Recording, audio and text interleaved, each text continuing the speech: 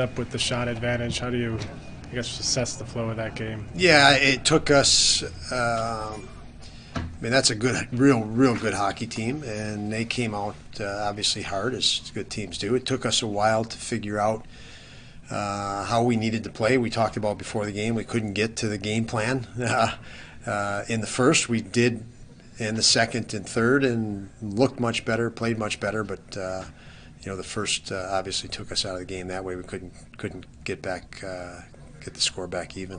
Did you really just want them to attack more when it came to breaking the puck out? I mean, you guys specifically. Yeah, this team, you've got to do things before they get set, and you got to put them in an uncomfortable position. So transitioning quicker and supporting that transition quicker. They're going to be aggressive defensively. They were always first pass out, first pass up ice. For us, they want to close out quick. You need support there, and you need to play it. That's to be a way to make them play harder and faster. We did a little better job, much better job of that through the second, third period. And when you can, you got to get a puck to the net. They're great with their sticks blocking shots, and great with their bodies blocking shots.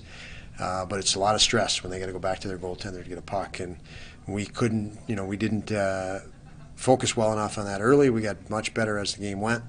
I thought the big challenge tonight was our top line.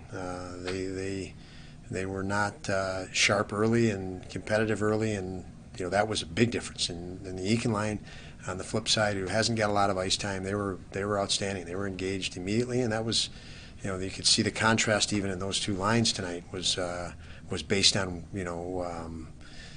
playing fast, and competitive, and hard, and that showed. Like I said, we progressively got better, but it was too late. What are the little things the Eakin line did that led to some of their sustained possession? Everything I just said, Jordan. They moved pucks quicker. They moved to support positions quicker. When they could get a puck to the net, they put pucks where you could be assertive and aggressive. And if you don't get them there quick enough, you're on your heels. It's a team that can push you back, and that was the difference with that line. They got pucks. To places they could push and pressure Dallas, and it was nice to see that line get rewarded with a goal. As a lot of work ethic came in prior to that. I'm sure. I know. I mean, you guys only ended up giving up, low 30s in shots, but they got some good looks, just off of winning battles on the forecheck. I mean, when it comes to, is it support that you want to see more of on the forecheck to prevent, the puck get, Pavelski wins a battle, but the puck goes up front of the net. I mean, how do you sort of? Yeah, you're not going to win every battle, but you've got to engage every battle, and so I thought we did engage, and we didn't do it well enough early. Again, the top line I thought could do a much better job of that, and that's a learning situation. I mean, you've got to learn. Talk a lot about young players. They don't know how big and strong a guy is until they actually go against him on each team in the league, and they got to recalibrate and re-gauge. But yeah, I mean, they talked about it before the game. They are big and strong, and they come hard, and they have a lot of second effort in their game. And they had 2 goals on tip-ins, which is just a quick play to the net. Credit to them, because it's great plays to be made. It's unfortunate after the power play goal they had late.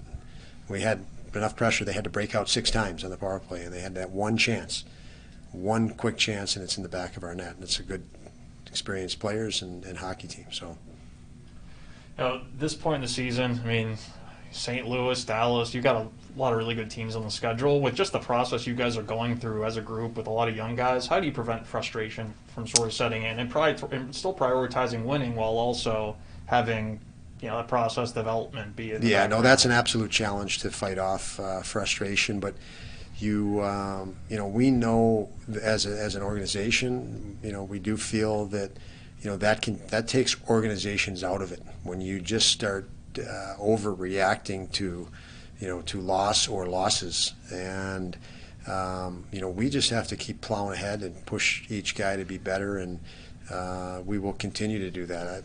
We're as frustrated as anybody, and I can't tell you I'm not frustrated, but I can't act frustrated. Big difference. You're allowed to be frustrated. You just can't act frustrated, because you start making wrong decisions then, and decisions really short-term focus.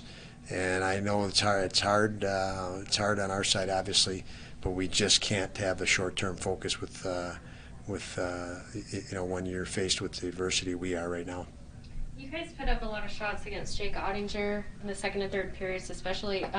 How do you assess the quantity of shots versus the quality of scoring chances that you guys saw?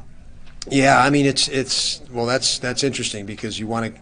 Sometimes shots are to create a second shot, which is a better shot, or shots are to obviously when you put the puck on net, it's behind their defenseman and they have to dig it out to even transition. So there's more to it than just a shot, especially if you can get pressure toward the net. So our focus was obviously on getting pucks to the net, but creating second chances as a result or stress as a result.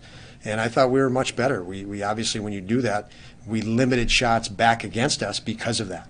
So you could question some of the quality of it, but anytime a team's putting pucks towards your net, you're forced to defend, and you're limited from transition ability at that point. So we were much better at that. Again, it was just too late for us. Thank you. Thank you.